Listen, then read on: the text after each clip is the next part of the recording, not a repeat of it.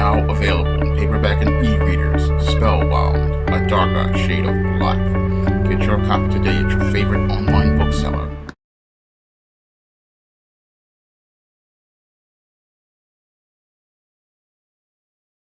Better get the coleslaw, y'all, because we're having us a barbecue.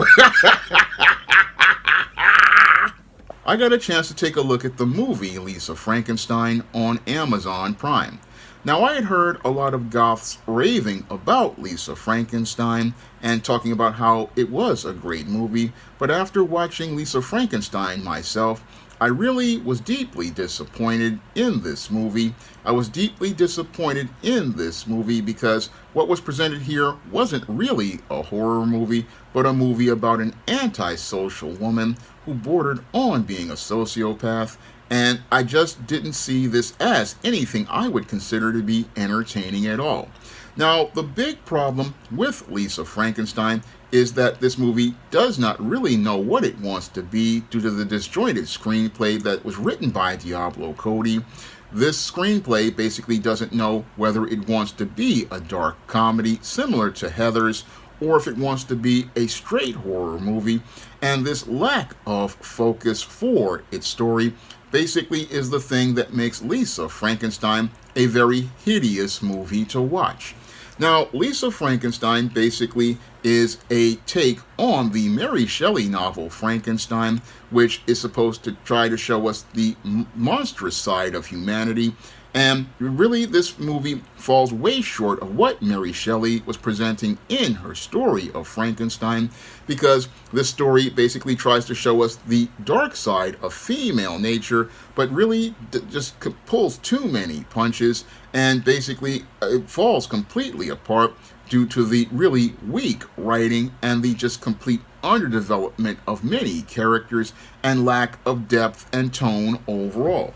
Now, the film Lisa Frankenstein revolves around the character of Lisa, who basically is a girl whose mother was killed by a serial killer or a slasher, and after her mother was killed, her father remarries and moves to another town with a woman who already has another teenage daughter, and these teenage daughters in this blended family are trying to come together, and Lisa is trying to navigate life in this new town as she's trying to complete her senior year in high school, and as this socially awkward girl is trying to cope with her mother's passing and trying to readjust life in a new school, we see that she's basically struggling as related to things.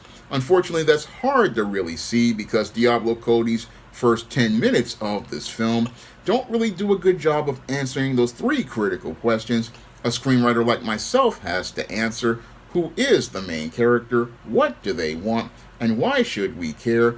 And in the first 10 minutes of this movie, it's hard to gauge if Lisa is a main character and what she wants.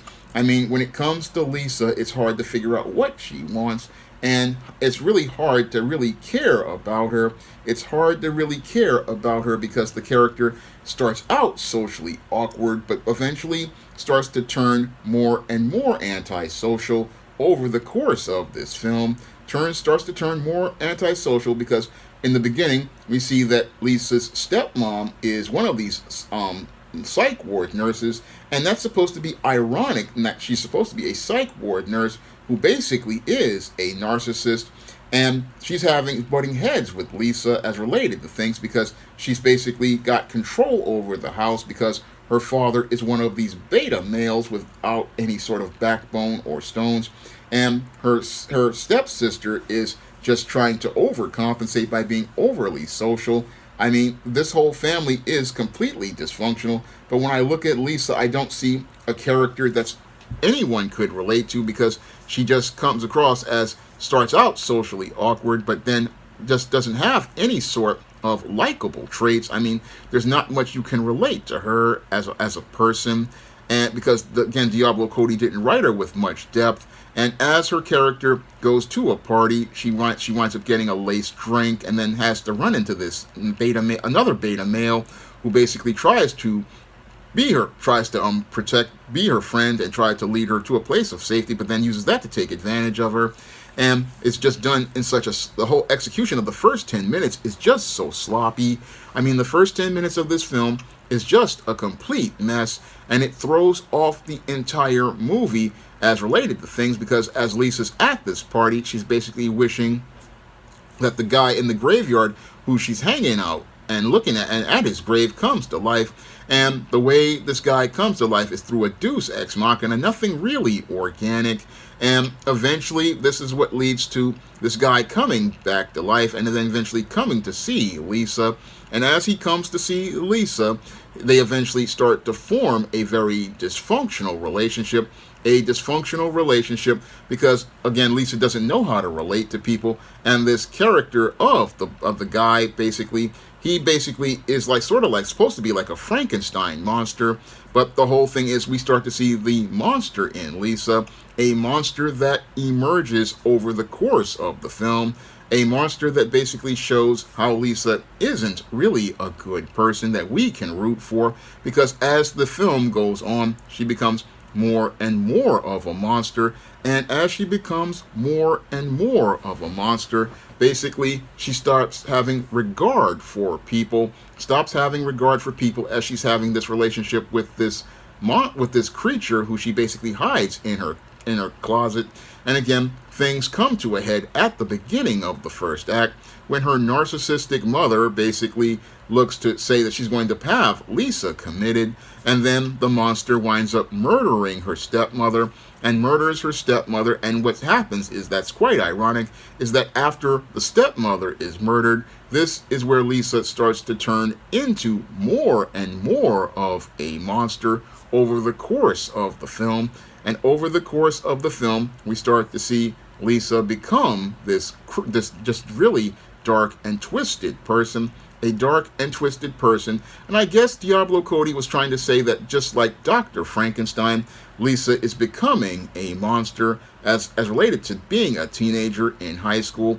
And being a teenager in high school, she's becoming more and more of a monster, being more selfish and more narcissistic, and having no real care for anyone, and basically using the monster to be able to move herself forward up the social ladder, and also looking to move herself forward as related to getting what she wants, including a guy that she had a crush on, and again, looking to move things as related to making her life better. But the whole thing is that the way she does it basically shows how she's becoming more and more antisocial over the course of the film.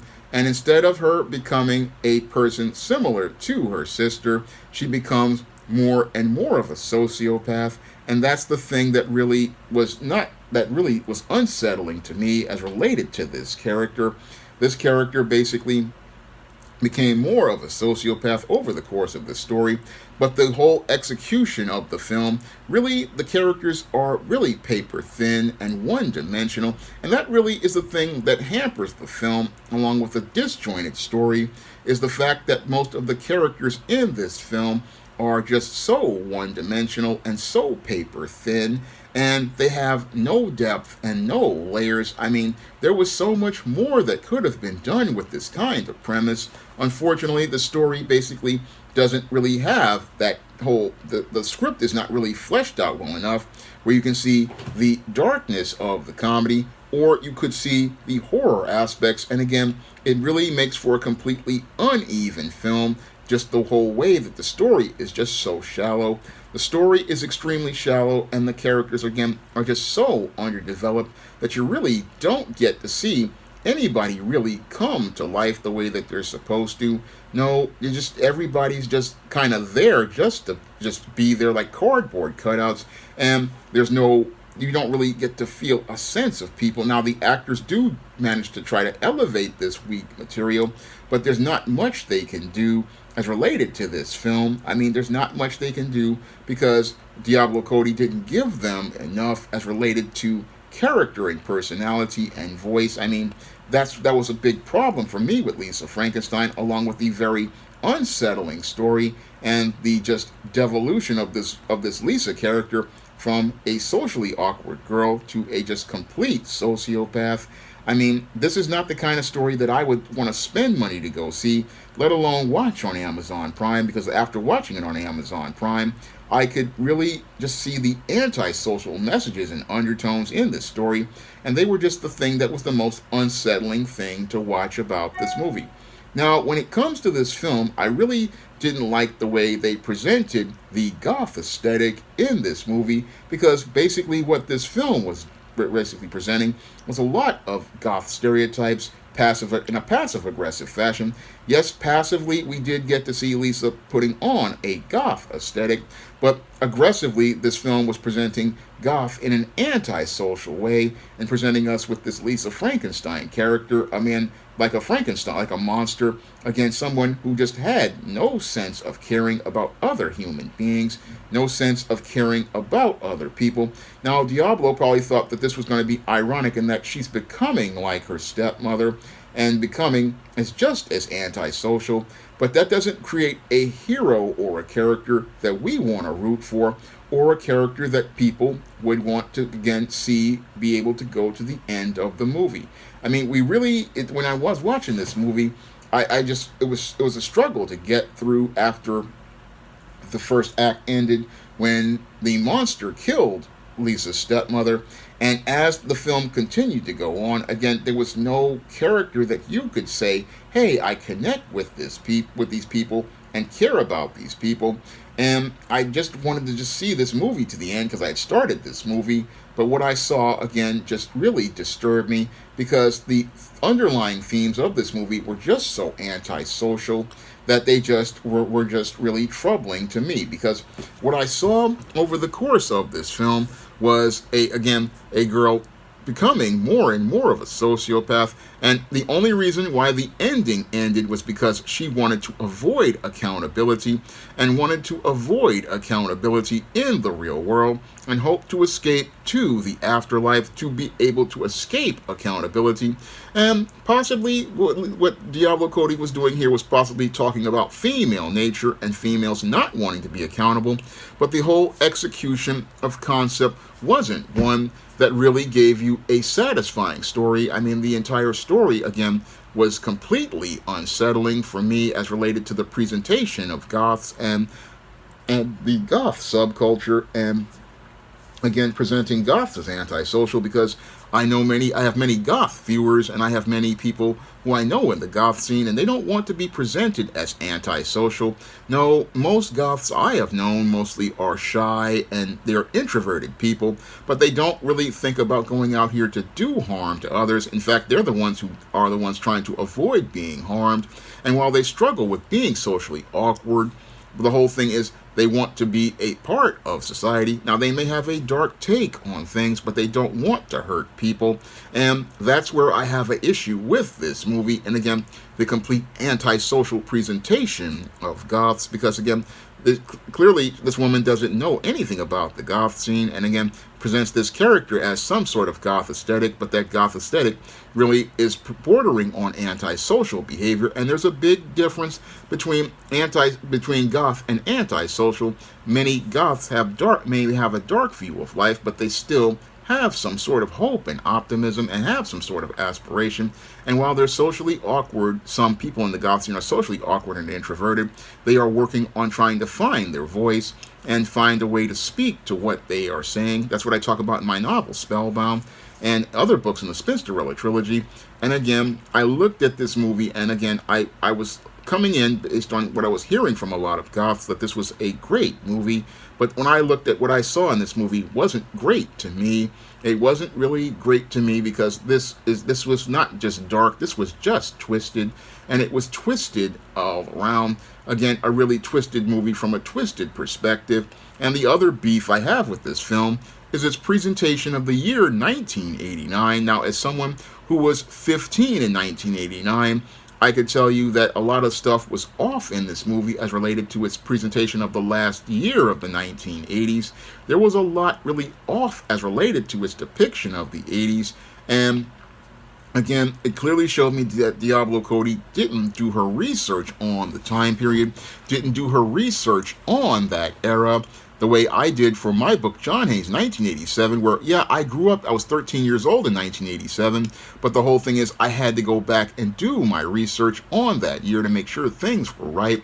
Same thing with my novel Spellbound, which was set in 1989. I wanted to make sure everything was right and on point, but it looks like they didn't really put that meticulous care into this film, and it really showed up on screen, because what I saw on screen really didn't give us that picture that really captured that mood of the late 80s, really didn't capture that time period of the late 80s, didn't capture life in the late 80s. Now, I know it might be a little hard to do that in 2024, but it clearly shows me that Diablo Cody didn't understand what she was doing with this story, and the visuals on this film, they were not very strong overall. Cinematography wasn't very strong.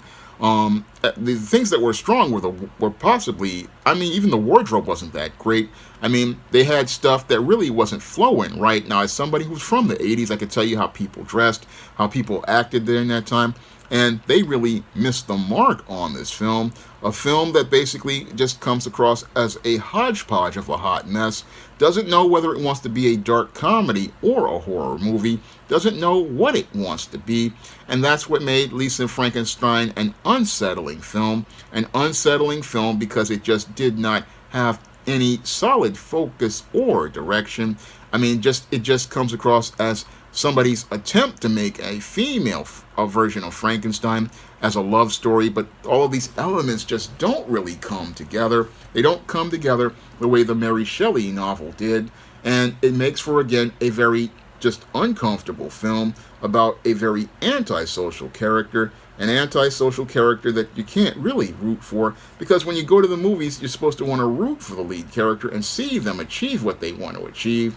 But the way this character, again, behaved ethically just really made it where you just wanted to just see this movie end, and just see it end, not because you want to see the satisfying conclusion, because this film is a disappointment all around, because, again, it just really, the story didn't come together. And again, I can think of much better movies that like Heathers that can do dark comedy, right? But this movie it just didn't come together, and it was just a complete mess all around. Now, if you want to check out my goth fiction, you can pick up books in the Spinsterella series, such as Spellbound, The Legendary Mad Matilda, and Spinsterella, on Amazon.com right now in paperback and Kindle format. You can also find those books at other online booksellers like Draft the Digital, Google Play, Barnes & Noble, and big box retailers like Walmart and Target. And I also have other books that feature goth and darkly inclined characters in the SJS Direct universe, such as those in the ISIS series, such as the Vampire Saga, my vampire novel Eternal Night, and many of the stories in the Esteem and John Haynes series, which deal with the supernatural. And you can find those books along with the Spinsterella trilogy on Amazon.com in paperback and Kindle format. And you can also find them in other online booksellers like Draft the Digital, Google Play, Barnes & Noble, and big box retailers like Walmart and Target. And if you'd like to see me make more videos taking movies to the barbecue, you can drop a donation to the Patreon, the PayPal, or the Cash App by clicking the links in the description box. That's all I have to say for this video. You can comment, rate, and subscribe. Now available in paperback and e-readers, Spinsterella. Discover the dark side of love in this goth and lovely romance with Spinsterella. Get Spinsterella in paperback and e-readers at your favorite online bookseller today.